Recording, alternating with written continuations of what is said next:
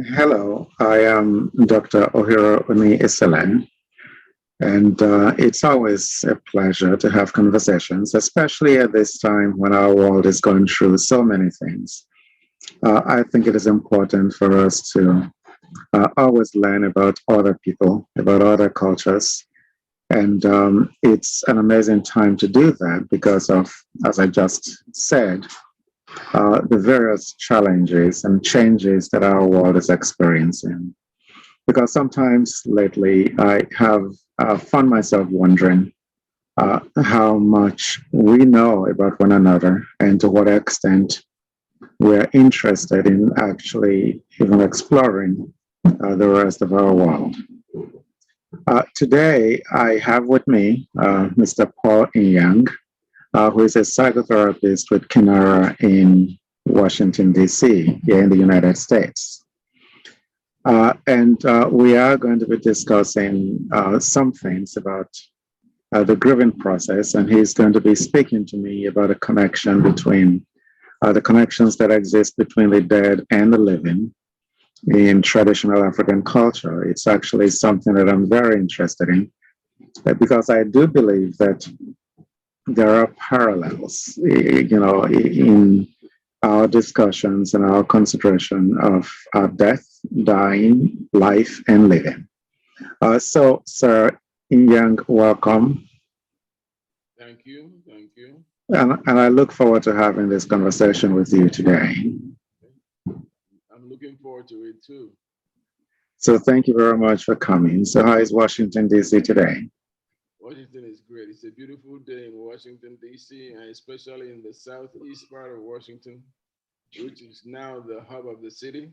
So we are right here in at the center of southeast Washington, and there's a lot of things happening here. There are a lot of things happening here, and we are trying to grow with it within the community and be assimilated in the community and work with the people in the community here. You know very well why I'm interested in speaking with you. I think that it was 2 years ago when we had our last conference. That was before COVID. Integrative Ruminations. Our conference at the time, you presented a paper there. And as you know, we were unable to have a conference last year. We had to cancel because of COVID, and also this year. But I keep thinking about that paper that you presented at that time in that conference. And I think the title was The Connection Between the Spirit and Healing in Traditional Ibibio Culture, a Study of the Grieving Process. Yes. I'm interested in having discussions about the grieving process, but first of all, I'm also interested in having a discussion about death, dying, living, life. And also, as we have that discussion, to try and draw parallels between all of these realities of life. So, first of all, who are the Bbos and where are they? They were the focus of that paper. Well, the Bbos are basically people in the southeast part of Nigeria. They're, they're centered around the riverine area of the old Calabar, and we spread all the way up onto the boundaries of the Igbo land. And in many places up on the boundary, we are essentially the same people. We just live in different geographical areas. You know, the language complexity with the Biblios is different. We have maybe about five different languages that you have the Anangs, you have the Akids, and you have the Bibios, you have the Oran people, and there is a little known other language called Andino. I think Andino they called it. You know, Andoni. So it's a broad stretch of people, but they essentially speak similar language, but with different dialectical um, separations. So we all understand each other when we speak.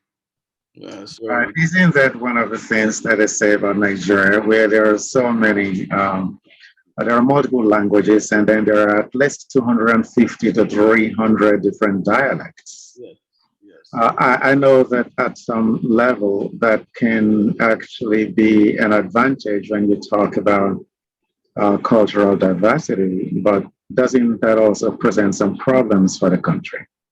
Yes, it does, because what it does is highlights the ethnicity of the people, and our people have a tendency to have to be very ethnic, and everyone is proud of their ethnicity. And sometimes we don't have that collective mentality that we should have in dealing with issues and problems. But when you understudy the people, you find out that there are so many things that are connected between them, and that the only thing that happens to be a difference is mostly the language itself.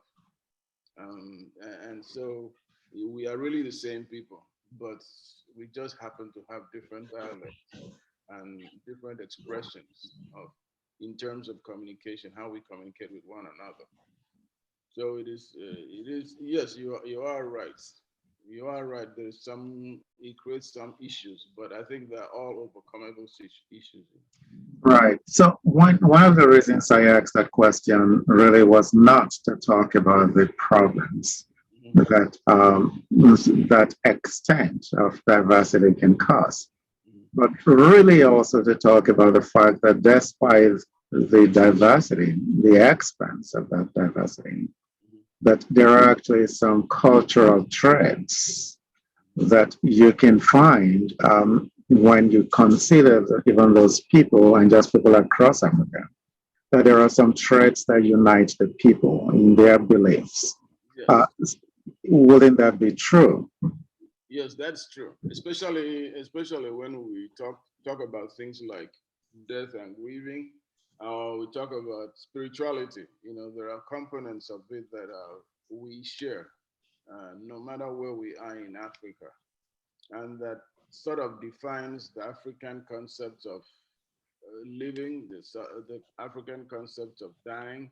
That's the African concept of celebrations, or what life meanings that exist, you know. And so we tend to share the same things, same underlying things, you know. But you know, again, you are right. What we should be highlighting are those concepts that bring us together and then help us understand each other better, you know. Yeah.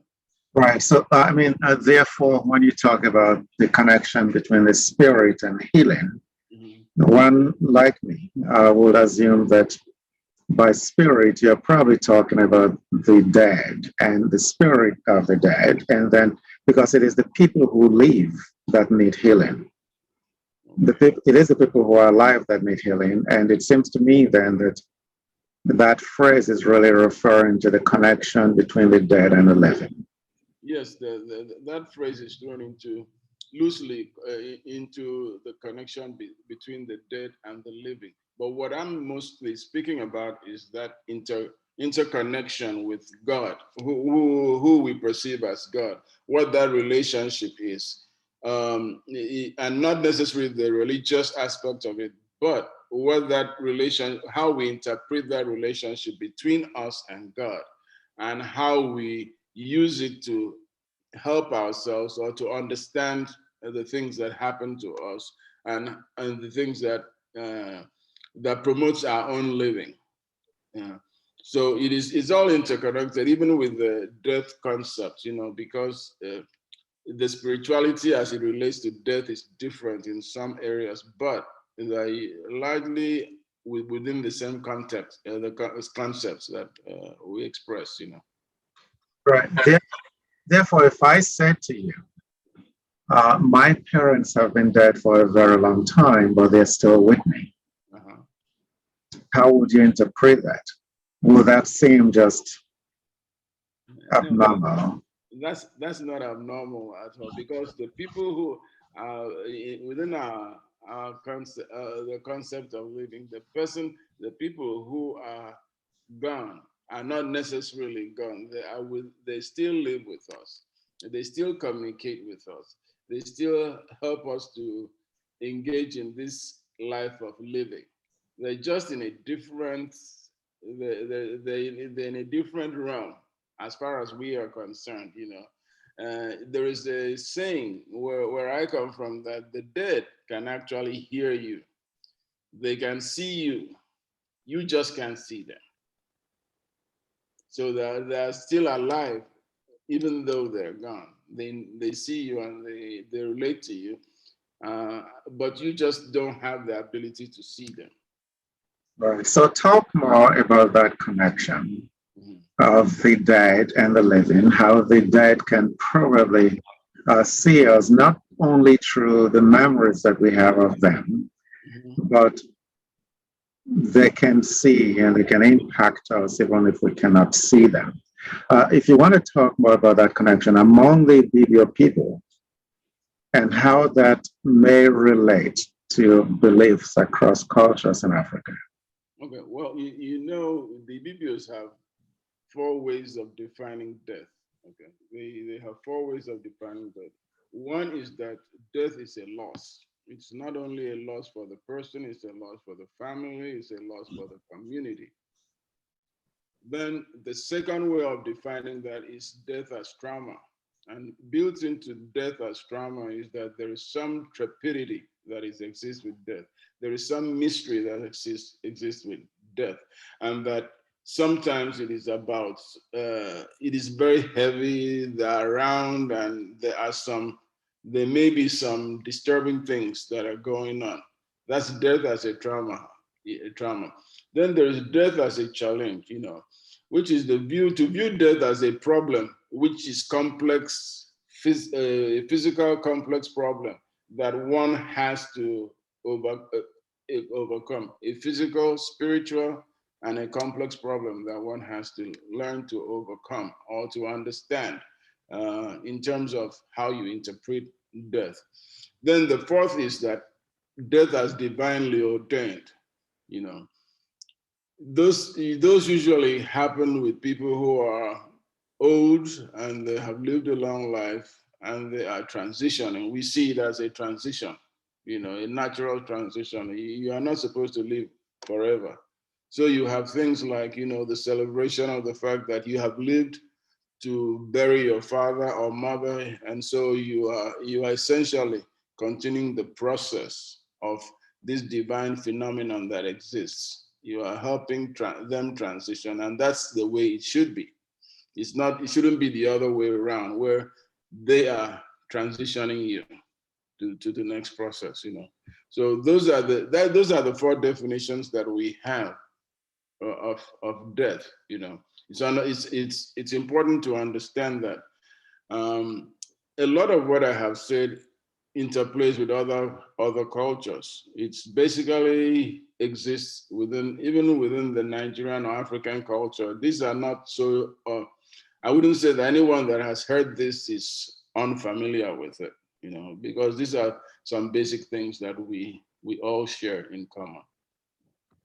Well, then what that means, you know, you are a psychotherapist and so am I. So you're familiar with Kubler-Ross's idea Uh-huh. of the stages of dying and also the stages of grief that really ends with acceptance. Mm-hmm. So would you say then that within this cultural framework of helping to understand death and dying within the African concept, that the stages of dying and death, which are like, you know, which include like bargaining and denial and the others leading up to acceptance, would you suggest that those earlier stages are really not included in the consideration of death, which means that if you live as an African and understand very well the concept of death and dying within the African culture and what it all means,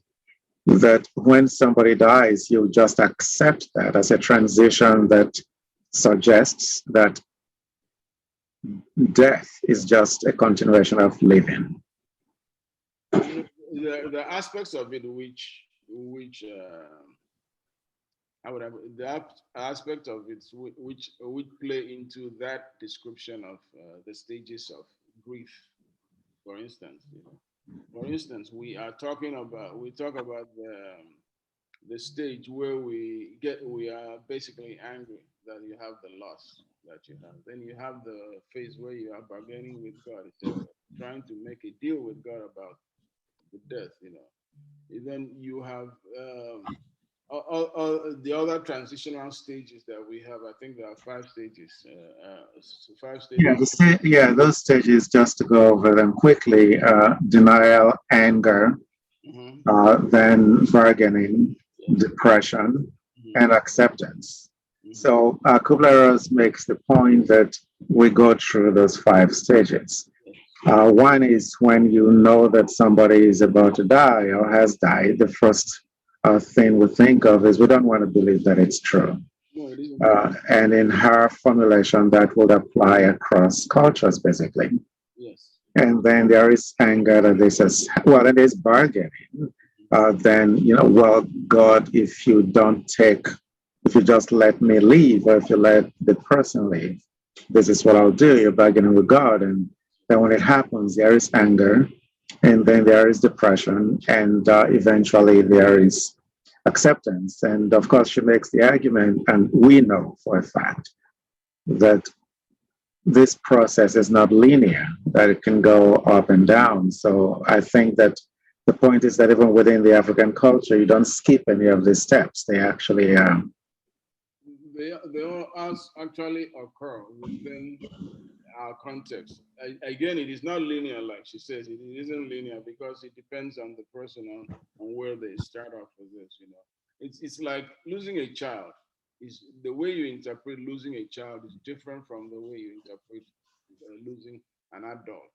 You know, so you are those phases play itself out in the customary things that we do in terms of death. You know, when there is initial death, people are crying, people are upset, people are generally mourn, they're unhappy about the death, they're angry about the death, you know. And sometimes we get into the phase two, like they say here, during our different steps, processes that we go through the first where we are in denial, we are angry, then we do the bargaining part of it, but all in different ways. You know, it's not actually the same, quite the same in practice as is in concept. In concept, we do the same thing in many ways, you know, through the process of grief and death, you know. And treating someone who is from Africa, for instance, who has lost someone in grief is different from, say, treating an American because they come with a different cultural expression, and you have to be able to understand the language of grief within that culture to help them deal with it. And it is not about religion, so much about religion.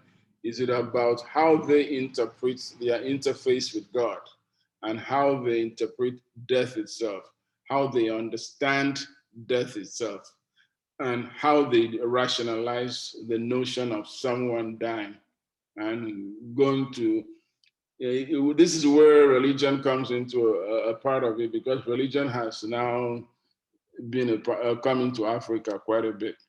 But no matter what the religious aspect is, there is still that traditional element that everyone follows, you know, because you don't deviate from the tradition. You know, it's sort of like you do give to Caesar what is Caesar's, you know, in terms of the process itself, you know. right. Let me go back to one of the things you just said. You talked about religion. You said religion has now come into Africa. Mhm. You're not suggesting that there was no religion in Africa before now. No, no, I no, no. think that what you're suggesting is that there has been a twist. Yes, there is a twist. Right. Yeah, So, so there has been a twist with the expansion, explosion of evangelical Christianity. That's what you mean. Western Christianity and now evangelical Christianity to the point where it will seem almost abhorrent that you and I are talking about the dead actually not really dead, but also living with us. Yes. Then I'm glad you made that point because I sort of made it loosely, and it seemed like I was discounting the fact that Africa had its practices and religious spiritual practices before the advent of the Christianity. Yes, we had all kinds of practices. What I was suggesting was that it has the way the modern area of interpretation of death and dying has been influenced a little bit by the fact that some of us are evangelical Christians, some of us are Catholic, some of us are Lutherans, and within those religious practices, there are different things that we do. Then some of us are Muslims, and so there are different things that we do that have impacted have impacted by religious practices. Uh, but certainly, Africa always had a practice in terms of relating our relationship with God. Right. So it seems to me that if I understand this discussion very well, Mhm. um, the idea that family membership ends with the number of people who are living is not always accurate, at least within the African context. In other words, the family membership does not end with death. Mhm.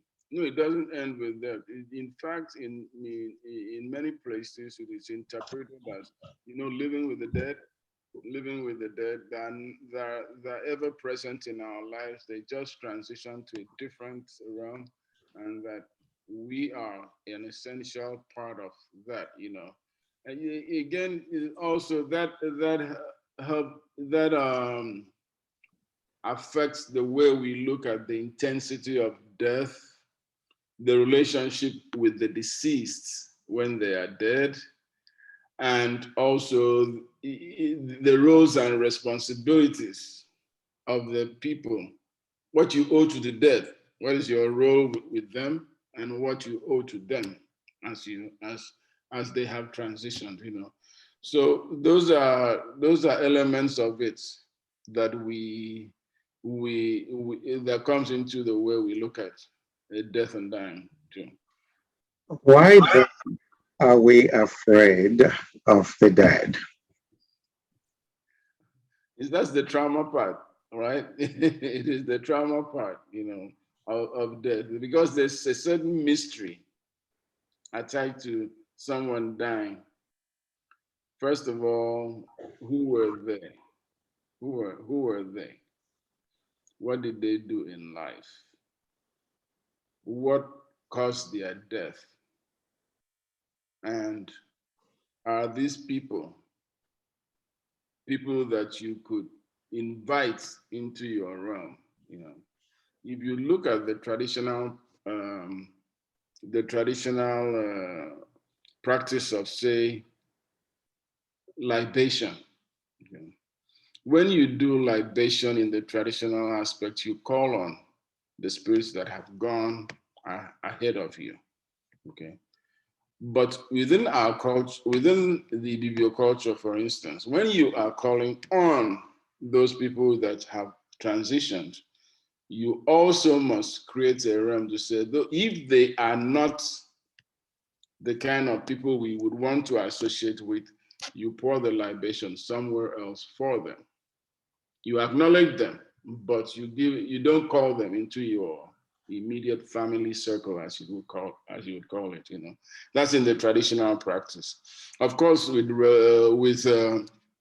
advent of Christianity, most people don't give have that practice has sort of is not part of the Christian practice of death and dying.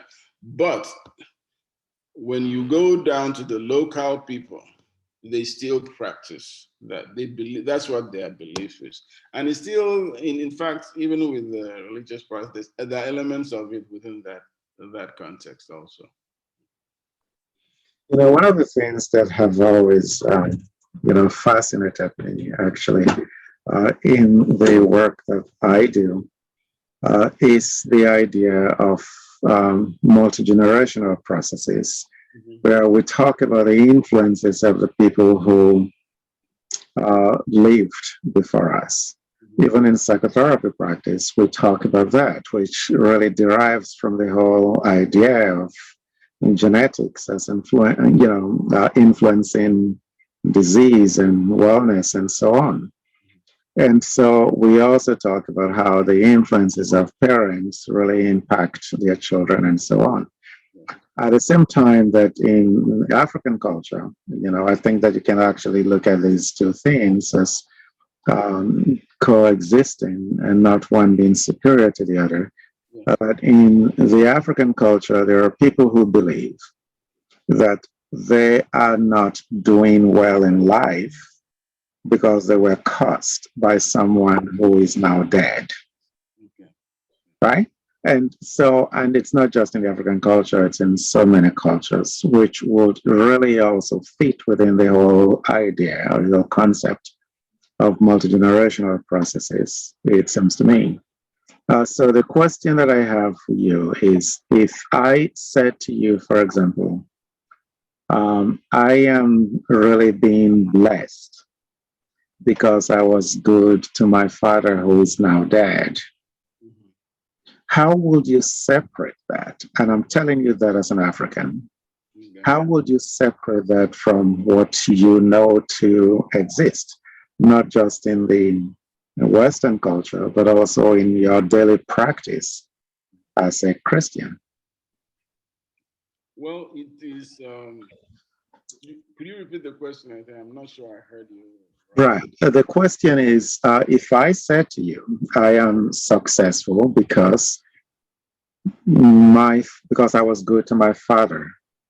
Therefore, my successes have to do with the fact that I was blessed by my father. Yes, yes. But I am saying that to you because of my adherence to the African cultural beliefs, not because of my religion, but because I am an African.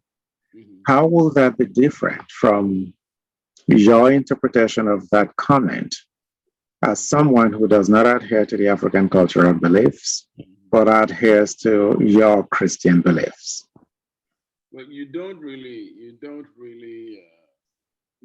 separate it.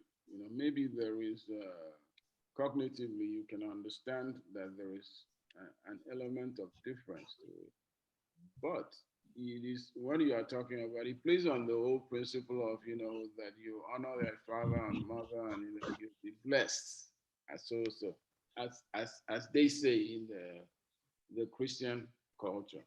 But in African culture, you are supposed to respect your father. You are supposed to honor them. You are supposed to do what you can for them.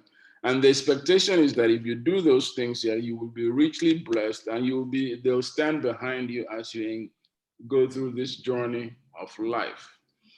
As a child, I remember I used to have some anxieties around.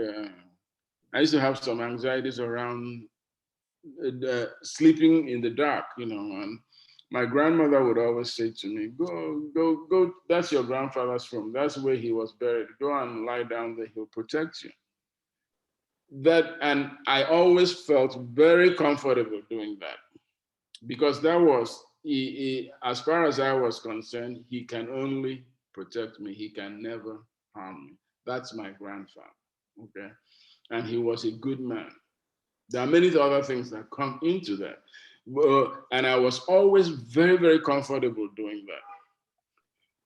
But there are those of us who are very uncomfortable with that. They will really, because of different belief systems that have come, they'll be very, very uncomfortable with that.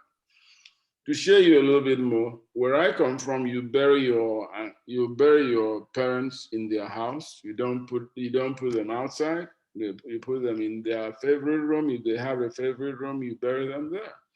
And people, if you go to the house, there are people living in that same room and all they think about is that they are being protected and they are behind them. So that these people who have so called been gone are still behind them, helping them along in these travails of life.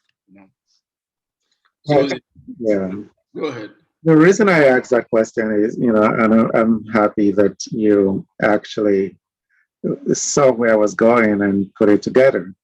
The reason I asked that question is because it seems to me that very often we just are so bent on dividing ourselves, because the reality is that, at least it seems to me, and you can disagree with me, that there are actually places, there are multiple points where the African traditional religion and Christianity do meet.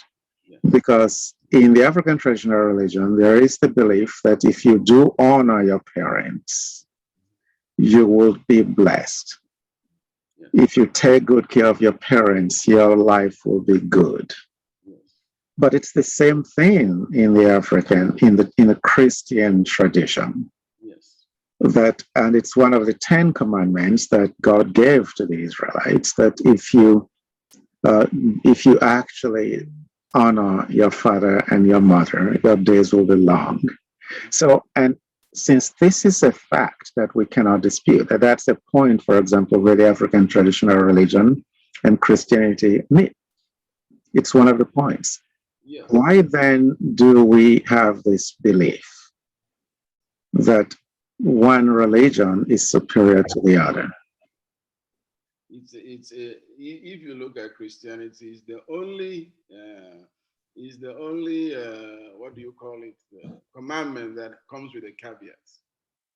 That is, honor thy father and mother, and thy days shall be long. That's the blessing right there.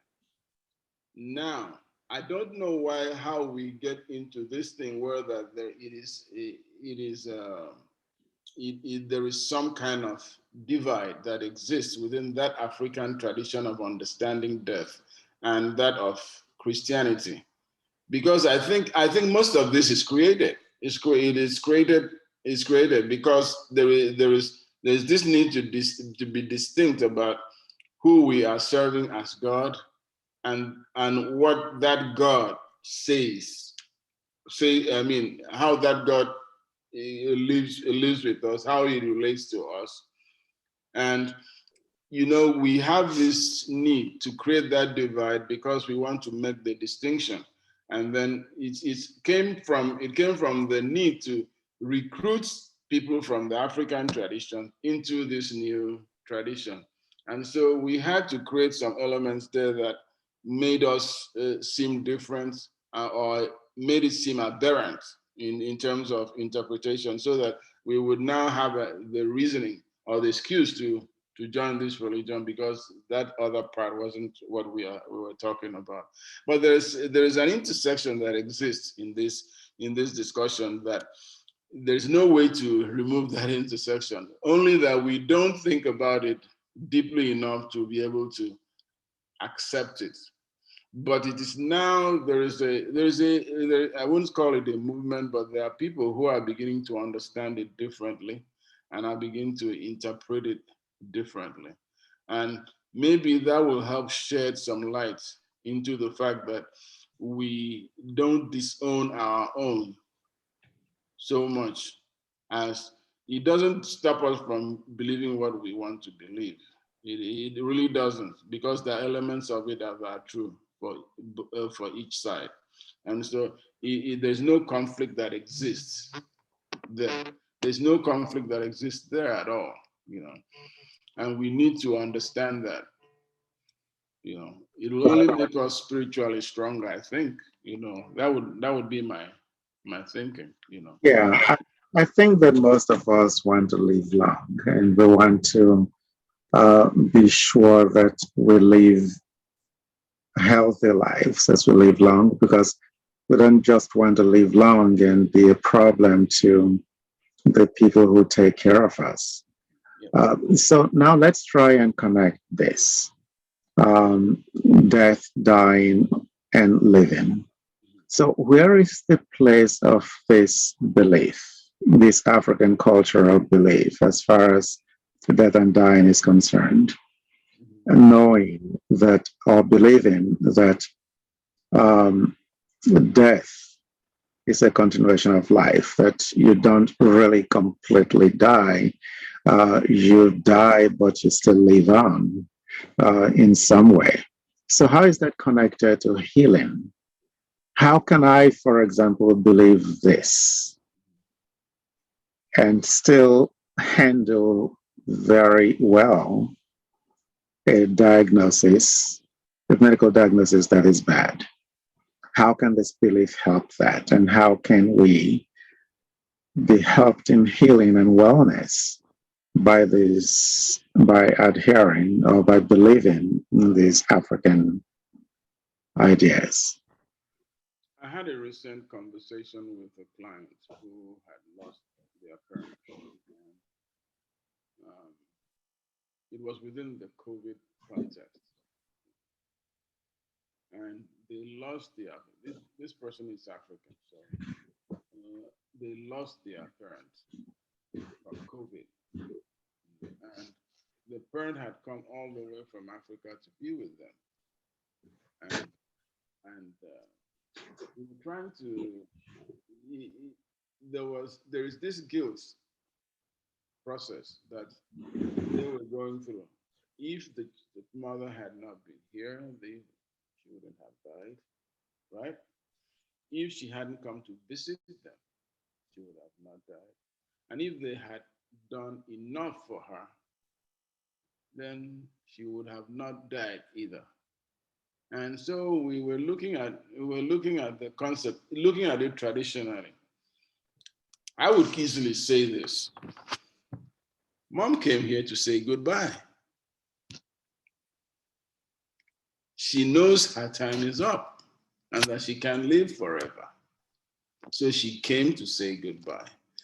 COVID was just a medium for her transition into the next realm. And she was here. She helped you, she enjoyed you, she hugged you, she gave you warmth, but she's now gone to the next realm. What could you have done to change that situation? Nothing. You couldn't have done it. No matter what intervention that you had out there, it was just her time was up, and she knew she was gone. She said goodbye and she left. You are well off because mom came to say goodbye, and mom was here and is still protective of you within the African context now. Still protective of you within that. She may be in heaven, but she's a saint there in heaven. So she's doing what she has to do for you. So that is explaining death in a different way than we would do traditionally. I mean, over here, you know.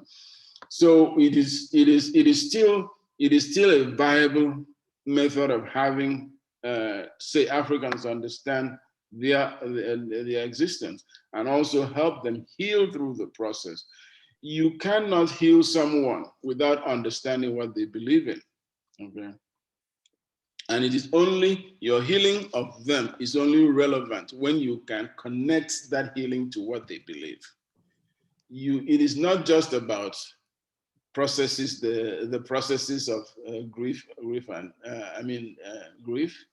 It is not just about that, because if the person doesn't have an anchored belief in something that is relevant to them, you cannot heal them. It will take them a while to get through that healing, you know.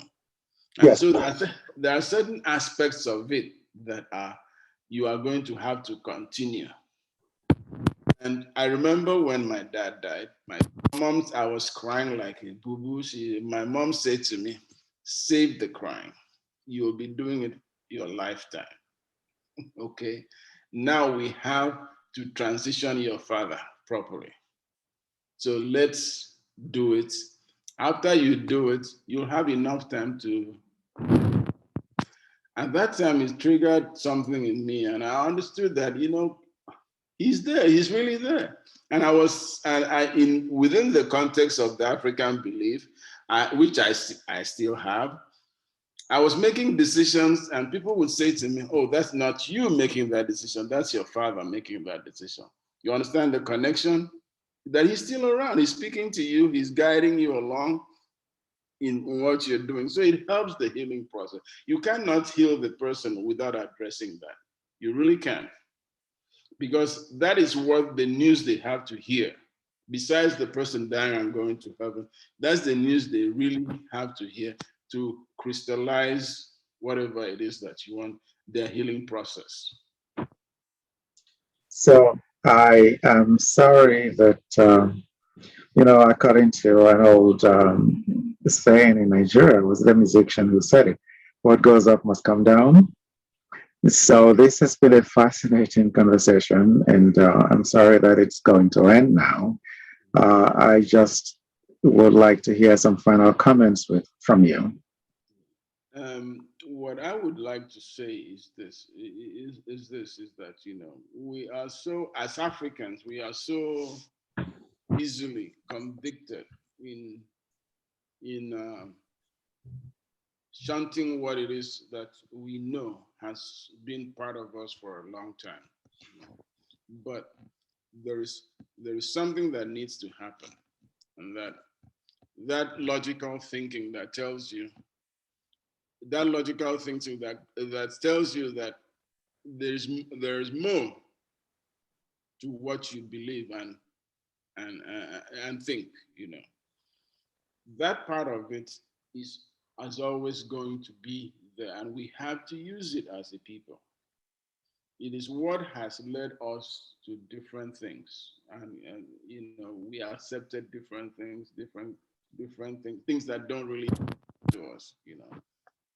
I will say again that treating an African is different from treating someone else in terms of psychotherapy. For instance, in the grief process here, you have to understand how they think, and you have to now understand what they believe, and then help them make sense of that belief. You're not prescribing anything to them. You are just connecting them to what they already know, and that is the innate healing that will work for them. And that is where we end this conversation. I want to thank you very much for joining me today. And we've had some discussion, and you've left some things on the table that we can all think about and really get encouraged by as we think about our loved ones who have passed on.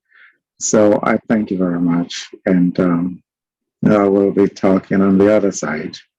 Thank you, Dr. Ohiro. And I think there are aspects of this that can continue the discussion also, that can take up some other time. Thank you.